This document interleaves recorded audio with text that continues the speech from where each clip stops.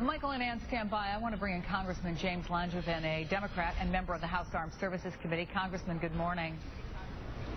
Good morning. What do you think about this criticism from the Republicans and from the Romney campaign that President Obama is going too far, touting the success of the mission that got bin Laden?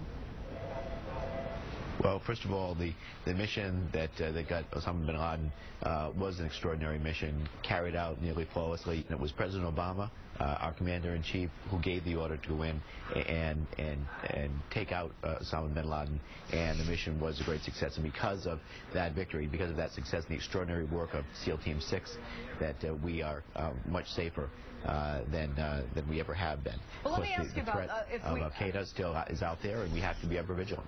Let me ask you about that, because the Washington Post has this fascinating in-depth look at bin Laden, and they talk about some of the documents that were gotten in the raid. How he was very hands-on from that compound in Pakistan. He was writing memos. He had personal orders for his deputies. He was in communication with operatives around the world. Do you think that it was possible he would have struck again?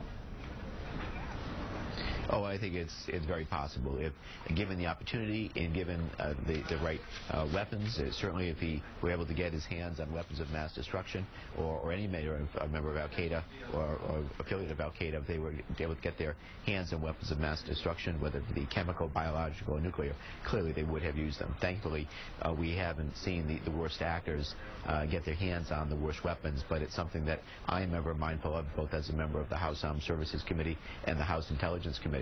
And clearly, if Osama bin Laden could have directed that kind of an attack in the United States, without a doubt he would have. He was one of the few people, of course, that could have rallied Al-Qaeda around a single mission. And again, because of President Obama and his team and the extraordinary work of SEAL Team 6, that threat has been eliminated. But of course, Al-Qaeda still exists. And one thing, of course, that I'm concerned about still is that although we're more secure, we can't let our guard down. And an area that we're not seeing enough focus on attention, where most national security experts and leaders, including the Secretary of Defense Panetta and also the Director of the FBI, are talking about the threat of cybersecurity, something that I spent a lot of time on.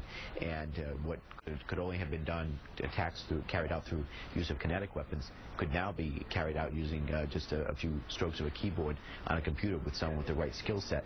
And that's something that we have to pay more attention to, and I'm very concerned about. All right, Congressman, it's good to see you, Congressman James Langevin. Thank you so much. Let me bring